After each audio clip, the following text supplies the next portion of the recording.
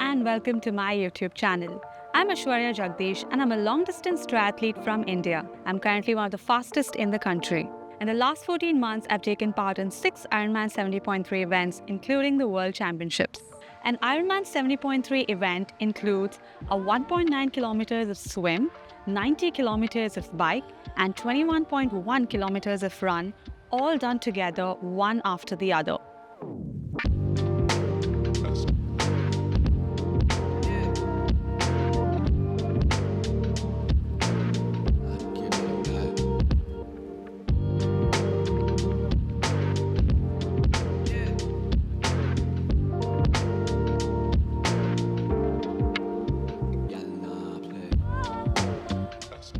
Good morning from Paris, and this is my first ever Paris trip, actually first ever France trip, so I am so excited. We came here at about 7:30 p.m. yesterday and we reached the hotel at around 9:30 p.m. and after that we went to a nearby cafe for a pizza. There were so many cafes nearby and yeah, we were so exhausted after the long travel. The whole day was in traveling from Bangalore to Bombay, and then there was a layover of about 4-5 hours, and then we came in from Bombay to Paris. We took the Vistara flight yesterday all the way from Bangalore to Paris. And once we came back, we were super exhausted. We took a quick good night's sleep, and yeah, we're here in the morning. Now we're going to go to breakfast, and after that we're going to head to the railway station for our train to Les Sables, which is where the race is going to happen.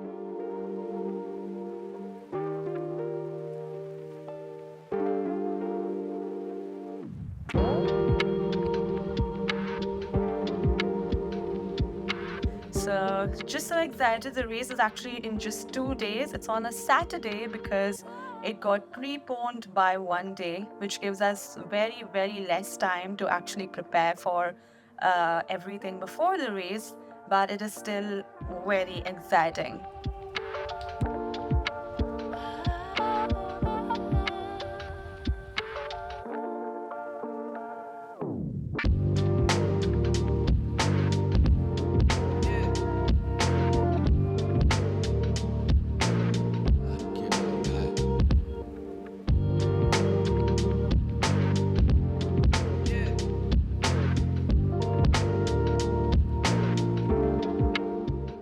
How was the sim? That's pretty cold, but it is super calm inside as you go inside, so it's really nice. I think the first time I entered, my hands kind of froze and my face froze, so yeah, somehow I just got my cap onto my ear, so then I felt slowly better. But now I think the third time that I entered, it felt like really nice. Just finished practicing a little bit of entries and exits. It's slowly getting better, a lot better than last year, I guess. And looking forward to the race tomorrow.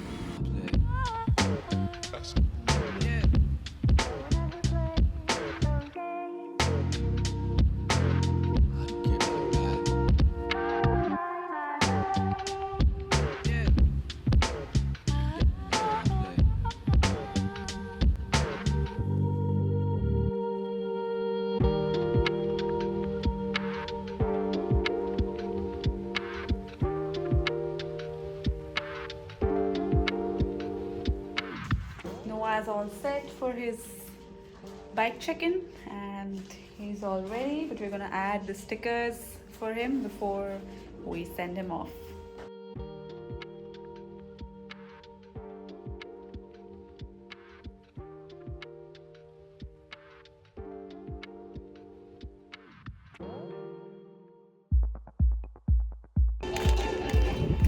All set? Yes.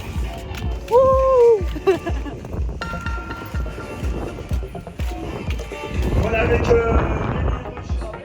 It's always raining, right? Yeah. Thank you for the beautiful smile. Anne-Sophie, bravo, Anne-Sophie qui a terminé en sprint. Finisher, Anne-Sophie sur ce 70.3 des Sables d'Olonne. Les belles couleurs. Hans, regarde. Le Valois. It did it. Antoine Valette qui est là. Allez, la montre, on l'arrête, le chrono également, le sourire, on peut le mettre même en son visage, bravo. C'est qui? C'est Erwan, bravo Erwan, félicitations. Perrine, bravo Perrine. François Le Petit Aimant. Bravo, les belles couleurs. Alors c'est vrai qu'à Toulouse il fait meilleur en général. Bravo en tout cas. And now just thinking about the race, reflecting on it, it's been 3 days and I think I did the best I could. Anybody else would have like really given up after that bike. It was very, very challenging, especially when you're not used to this kind of weather and rains and plus my menstrual cycle and all of that. I think I did a fabulous job. Getting to that finish line was tough. I don't even have any pictures. I just saw a photograph. There are no pictures because it was raining crazy, and even at the finish line I don't have any pictures because they had to move away from that rainy area. But it's okay. I think I gave it everything, and these are the experiences that are really going to build me up for the races that I'm going to do really well, maybe in 26, 27. But yes, it was amazing, and just swimming, cycling, running here is fantastic. I am loving it. Let's talk about the race itself. 6 hours and 45 minutes on the race course. Sounds terrible, but honestly, the race experience was incredible. It was very, very challenging, very tough, and just the combination of personal health. I had my first day of menstrual cycle combined with the weather, the nature's elements and forces made everything super challenging to an extent that I really was just looking to get to that finish line on this race. So starting off, this race is an Ironman Pro Series race, and all the rules were very stringent in this race. So we could not wear our AWA caps on the race start. We had to wear our age group race caps. We also could not access our bike bags and run bags on the race day morning. We also had to follow a lot of rules like have the bib belt on the bike leg itself. So a lot of these rules are not very strictly enforced in the other Asian races that we have been to. So we were not very, very sure about these things. When I started off with my swim, my goggles were not really that tight. So I had to get that fixed, and there was a little bit of tension just before I started. But once I got going, I think this swim was my fastest swim till date. It was 36 minutes. But honestly, I just never got comfortable in the water. It was my wetsuit plus my tri-suit. That combination was quite tight and quite suffocating. And also the waters were just ridiculously cold. So just swimming through that, I think, was really tough. And I never just got my rhythm. It is one of the fastest swim courses. There is some amount of current that helps you move forward, but just the combination of buoyancy from the ocean and the wetsuit itself propels you a little faster. But in my case, I also had a good swim volume that had been building up. So altogether, it helped me, enhance my swim pace. So after I moved out of the swim leg, I entered the transition. Just getting my wetsuit out was really tough. My hands were like frozen from the swim, quite numb, and it was tough to get the wetsuit out. But after that, I just quickly collected my helmet, my gels, and ran out on my bike and got in on my bike pretty quickly. And then once I got into my bike, I think I realized that this is going to be hard because firstly, the course was not 90, it was about 90, it was about 92 to 93. And after that, the most important thing is it started to rain. So when it rains in a place like this, it's cold, it's freezing, and once your hands get numb, it gets very challenging because you cannot access your gear, you cannot access your nutrition, your hydration. Changing gears, changing your or braking can become really tough. This course also was challenging in itself. It's a very windy course. There are windmills on the course, so you know how windy it is. And it's also not a straight out course. It's a very technical course. There are roads which are just 5-6 feet going through countryside and forests. So if you're a slow rider, it just makes things even worse because you have to ride on the side of the road. And if you want to go aero and there are a lot of people overtaking you, it's very difficult.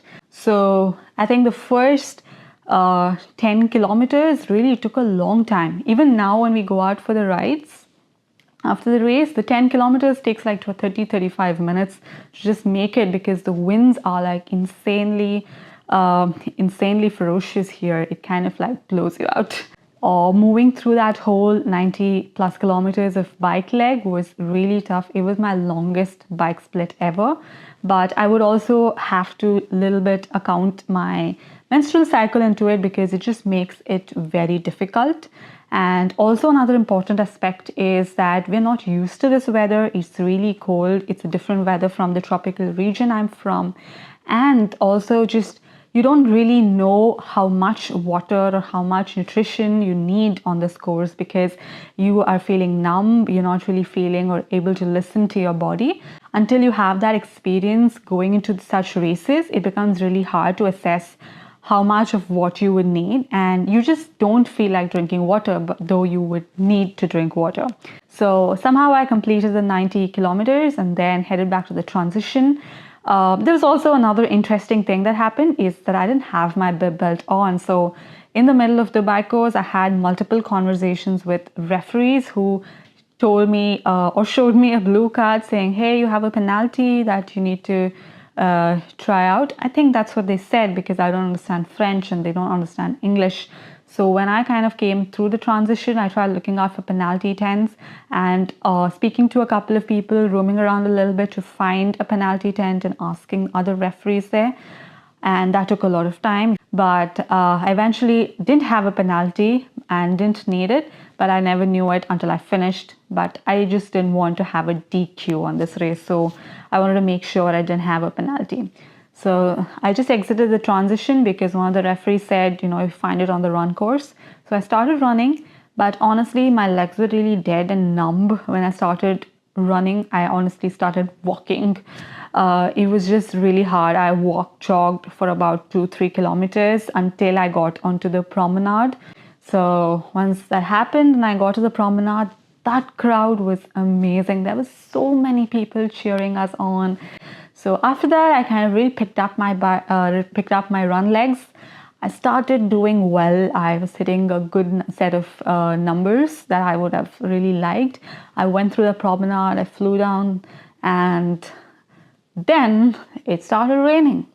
So that was the end of my good streak, and it started raining, and there's also like a patch where there's a trail. So once I entered that, on the second loop, it was all damp, all wet, and when it's all wet, you don't really know if there's a depth beneath. So you kind of like wobble around because you can't see how deep up your next step would be. So it was tough. Actually, when I started the run, I think all of them were running. This was something new to me because even back in other races, Bahrain, Vietnam, even the World Champs, I did see a lot of people walking. But in this race, everyone was running. This shows the kind of active lifestyle or the kind of quality of the field that this country shows. The last time I did a European race, I had a DNF, not on a fitness perspective, but just because I had a bad day, bad luck. But this time I was determined to get to that finish line, however hard it felt, because it was hard. Let's be honest here. I was feeling it all throughout my body. And a lot of times I had some thoughts cross my mind like, do you really want to do this? What are you putting yourself through? I just wanted to get to that finish line. That meant the whole world to me for this race because I'm aiming to get really better, really out there and give some excellent performances in the future. But for that to happen, I need to be able to learn, accumulate, make mistakes and learn from them and grow in that direction. So for that, I really need to have these amazing, tough experiences that can really shape me to get to that level in the future. I walked through it. I don't have any pictures across the finish line, the run leg, and barely any pictures on the yeah, on the bike as well, because it was raining the whole time. Everyone was under covers. But yeah, just making through this thing and experiencing the beauty of this whole race was insane, because it is so beautiful that I never even had to look at my watch the whole time on the bike. I'm a very conscious rider because I'm usually very concerned about like my timings, and not very concerned, but I would say I am very conscious about it. But this time I just didn't bother to look at the watch. One is obviously having to concentrate so much on having to ride the bike safely and move out, but also it was so beautiful. The course is fabulous, and if you really want to get that excitement out of cycling, you have to try a course like this. It is so beautiful. Good morning. How's the weather today? Hot and shiny one day after the race.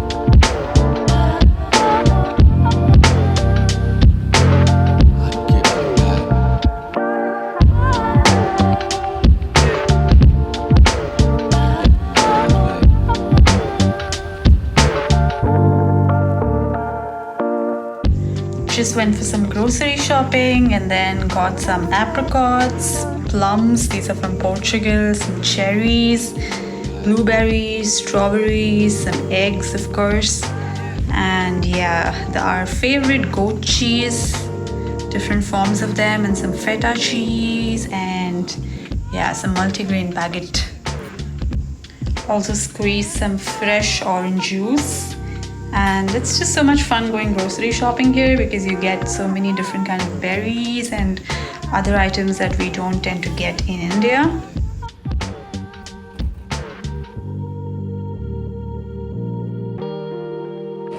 Super yummy ice cream in super cold weather.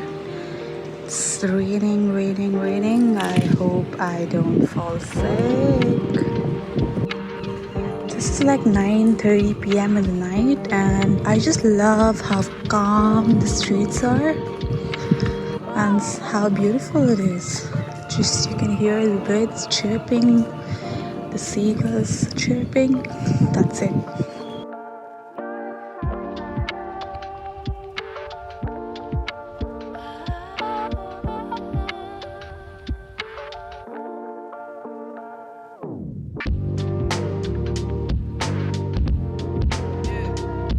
Thank you so much for watching this video, and I hope you had some insights into this beautiful country and the race as well. And please do like, share and subscribe to my YouTube channel. Looking forward to create more and more content for all of you in this lovely sport of triathlons.